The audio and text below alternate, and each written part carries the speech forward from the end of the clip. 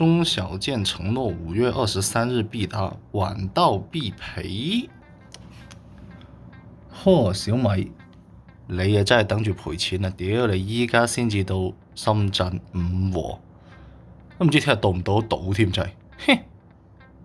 真係可以話讓我可以即刻衝動落單買呢部嘢嘅，絕對就係因為佢琴日話11點鐘之前落單，承諾今日送到。喂，不是我的下單時間呢？之前呢張圖明明有個落單時間嘅，但係點知，唉，今日下晝先開始執貨。唉，得，好咯，睇你到時點樣賠咯，係咪先？哼！嗱，依家都先至到深圳五和轉運中心，我承諾5月23號送達，依家距離5月23號結束得個1個半鐘左右啫喎。但係總之，有冇人對呢部手機有興趣嘅？有嘅話，我不如周更你，曝光下自己嚇。唉，係咁，休息瞓覺，敷面膜。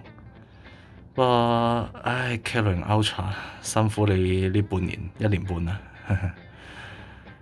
咁當然，以後仲會有更多任務俾你嘅。